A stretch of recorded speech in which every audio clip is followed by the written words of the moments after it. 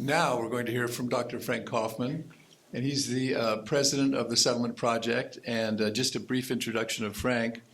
Frank has worked in international relations for over 40 years, including Gulf War negotiations, the conflicts in Israel, Palestine, the Israeli-Palestinian conflict, India, Kashmir, Eritrea, Ethiopia, the revolutionary centers of southern Philippines, Sri Lanka, and elsewhere. He's a recipient of numerous peace awards, including the Visionary of Peace Award in Ireland. Dr. Kaufmann is widely published and a known speaker on contemporary society and culture, and also editor-in-chief of the New World Encyclopedia. So let's give a warm welcome to Dr. Frank Kaufmann. So what is the Settlement Project? The Settlement Project was founded in response to several developments that took place after the 1990s following the fall of the Soviet Union. These are now in full blossom and currently place the United States and free democracies in real danger. These post-90s developments include the careful creation of a new collection of radical leftist philosophies. They no longer go by the name or reality of Marxism, and they need to be identified and countered properly. The second thing that happened after the fall of the Soviet Union is a shift in the main national enemy of the United States. The new post-Marxist philosophies now dominate colleges and education systems and churn out thousands of radical leftist ideologues who started out as just my loving daughter, by the way, ideologues who go on to infiltrate every corner of American society, media, judges, corporate boards, and more. The shift of America's primary state-sponsored enemy from the Soviet Union to the CCP is a hugely, Chinese Communist Party, is a hugely serious shift from a Western culture enemy to a Pacific Rim Asian enemy that the US is less equipped to intuit and grasp and anticipate the form of how warfare is waged against us. The Soviet Union was more like us. It was Western despite its locale. First, the philosophy. So I described two things: philosophical innovation and novelty that has to be identified accurately, and the shift to China. First, the philosophy. Following the fall of the Soviet Union in 89 and 90, European and American leftist thinkers transformed violence-based Marxism into a swarm of virulent anti-God, anti-normative philosophies. History always has this clash: pro-God, pro-human freedom systems, and anti-God, resentment-fueled philosophies. Each vied to control culture and human life. As life becomes more complex, so do these thought systems. The constructive side opts for humility before a greater power, Reverend John, and trust in nature, which provides us such things as the beauty of family. This humility allows the God-side cultures to grow and improve. We acknowledge our wrongs and work to correct our mistakes. As such, we grow into ever greater freedom and equality day by day. It's inherent in being a God-based system of philosophy and culture. Our work is never finished. We never stop trying to be better. The humanist, materialist side, however, believes that humans, not God, can make things better. This side, then, instead of trying to improve, instead works to craft ever more devious ways to gain control over others. Very fancy language, very appealing language, very enchanting, very charming language. DEI, SEL, and on it goes. Humanist materialist systems seek absolute power to force compliance. This tends to be driven by blackmail, smear campaigns, and gaslighting through the exploitation of identity, such as race, gender, sexual orientation, and the like. Since elitist humanists think that they, rather than God, can solve injustice, they seek total control to enforce their remedies by any and all means. The beginning of these tactics is the pretense or perhaps authentic sentiment of care. But because they define themselves as the arbiters of good and evil, the care ends up in gulags and genocide and rampant disorder. The French Revolution, for example, planned for a government based on human reason. It ended with the Reign of Terror, the guillotine, and rivers of blood running through the streets of Paris. The Bolshevik Revolution promised a utopian, classless society. It resulted in the genocide of tens of millions of human beings in a short period of time. It was America that blocked the ascent and total victory of international communism, pushed politically and militarily by the Soviet Union. Communist ideology and its spy system and its military competition could not overturn America's founding. We are free, we're equal. These come from God and come from no person. The Soviet Union could not defeat these four things. 1, America's relationship with God.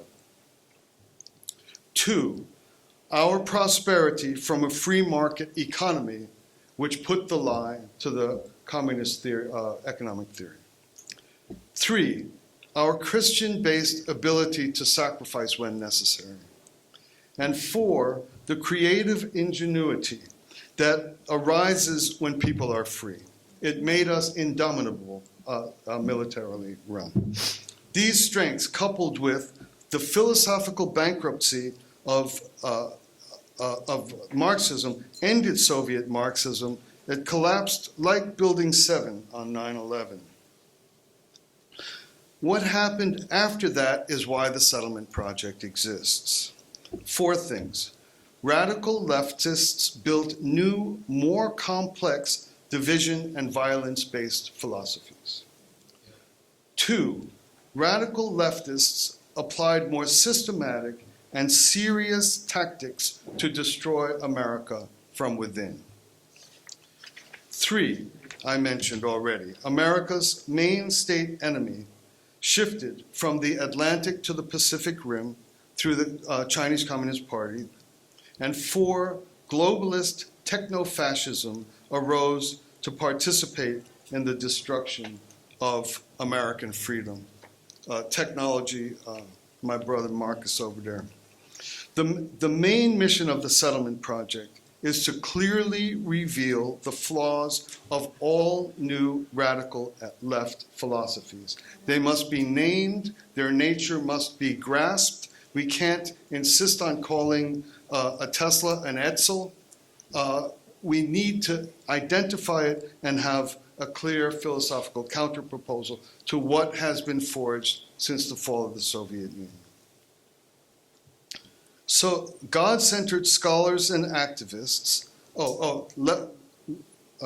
reveal these philosophies so that God-centered scholars and activists, elected officials, influencers of culture have the idea, all of you who I'm describing here in that sentence, have the ideological ammunition to deflate and remove these philosophies. They must be defeated at the level of truth and falsehood.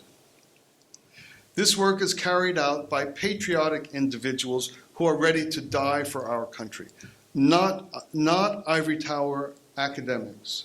The people putting together the philosophical counterproposal to the new ideological left are patriots. They're like us, they'll die on the battlefield. This work will be made popular and provide the ideological artillery for today's Minutemen working in the field. This is not work to create more clever rhetoric. It's not work to create more clever rhetoric. It is work to cut the life source through identifying the falsehood of contemporary leftist philosophies. It is work to eviscerate it at the philosophical level. This scholarship is rendered into straight, clear, simple teaching and disseminated through conferences, publications, and training materials. We need your help. You know that the creation of materials is costly, hiring people is costly. If you're rich, help. Only if you're rich. Otherwise, we all have places for our money. Now, on to the geopolitical issue. The second thing that happened after the fall of the Soviet Union was the rise of the CCP. The new communist enemy of the United States shifted to a Pacific-based Asian culture. This is massive and game-changing. Our champions in the legislature are only now slowly waking up to understand the haunting patience and malicious ingenuity of the CCP.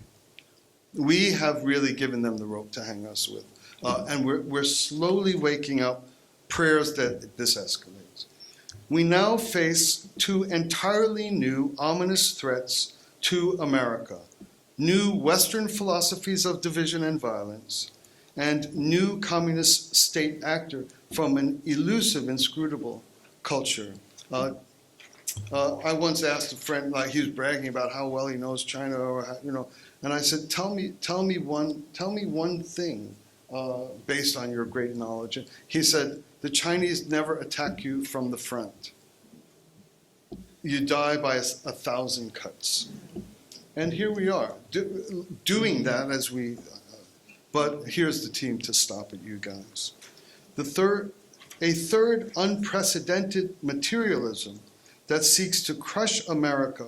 Oh wait, did I? Yes, a new elusive culture. These, what I'm describing, the shift to the CCP, the new philosophies, what's called the march through the institutions, cultural Marxism, and the Frankfurt School, etc. We would not be here today had not God intervened in the 2016 election. We probably would be underwater right now. All of this became exposed following the 2016 election, and the likelihood of having 4 years in which everything is exposed is almost zero without the hand of God. This is my belief. A third unprecedented materialism seeks to crush America and replace it with feudalistic enslavement is transhumanism and the grotesque vision and master plan of the WEF. I could likewise expose this philosophy, but not here in a short introductory speech. All of the philosophies I've identified, we're on it, and we have like trainings just to get more deeply into the matter. This is by way of introduction. No country in history could successfully withstand the degree and complexity of the attack we are facing now, except a country founded by God and made up of free people. Americans belong to God, and we live free or die. This is only a country by this definition could withstand what I've just described. Faith is there, the will is there, the genius is there, but the 3-decade head start built by the post-Soviet ideologues and infiltrators has put us for the time being in what feels like a desperate disadvantage.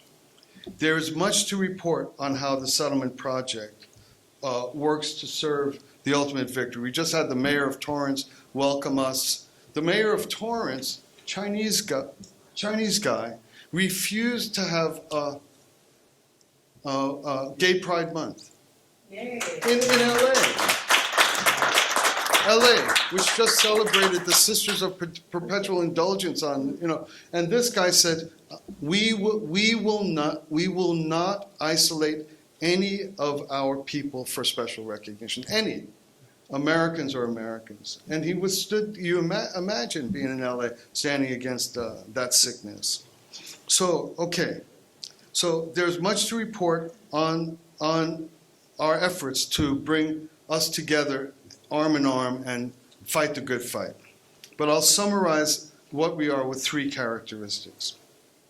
1, we bring the ideological war against the radical left up to date with knowledge and clarity. To rebuild our culture as a wholesome home for our families and children, the exact design of the enemy must be known. Sloppy defenses will be defeated, unfortunately. 2, we are human, local, on the ground, true. There was a gentleman, he couldn't make it this time, but he was here with us last week, the man in the middle. No, there he is.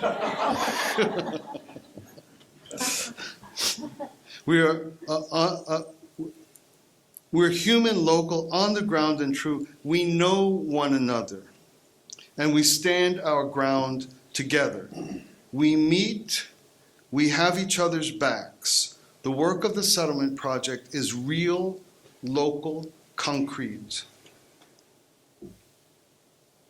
We can't be broken down by falsehood, spin, fear, gaslighting. We are not a movement of clicks and eyeballs and SEO, search engine optimization.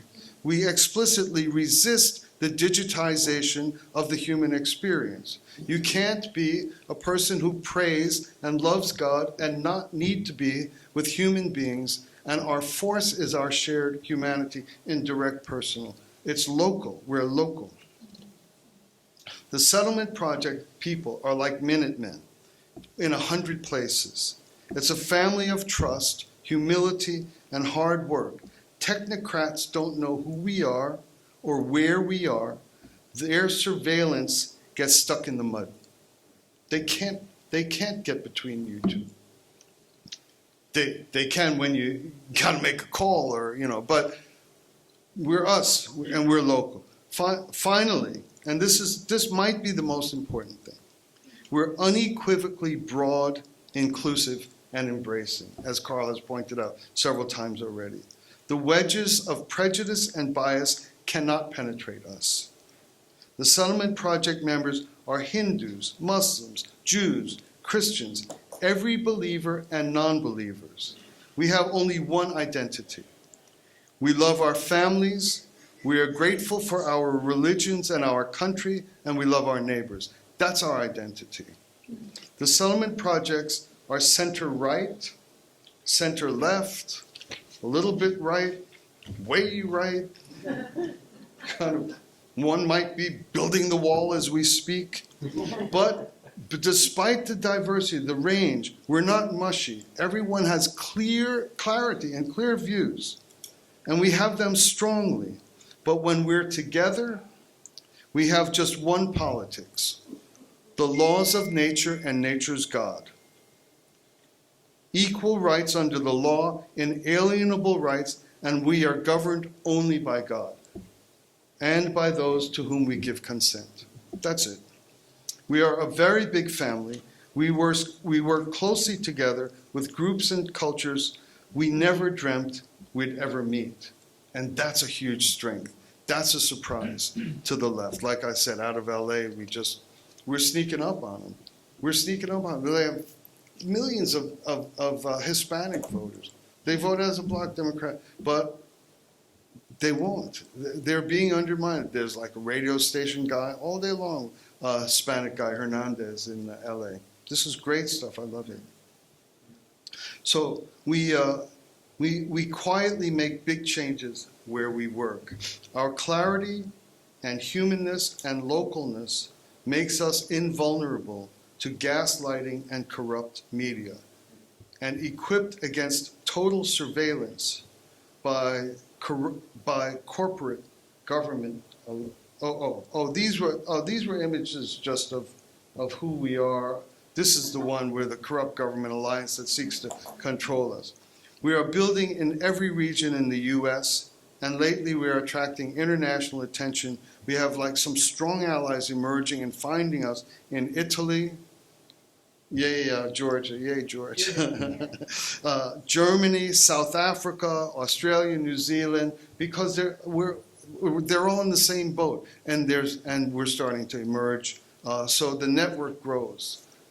Each place is local, but the network grows.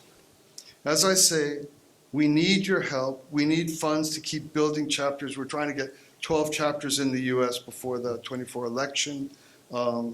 So we need your help. We have to hire new people for our educational materials. Help if you can, but more importantly than that, let us know how we can help you. Please tell us exactly what you're doing. We'll find who's available that day or for your campaign. This is what we do. Primarily, we're serving you who are already great at what you do. We want to serve. Let us know how we can help you. Thank you for listening. Thank you for coming. Thank you for your support. God bless you. God bless America. Thank you very much.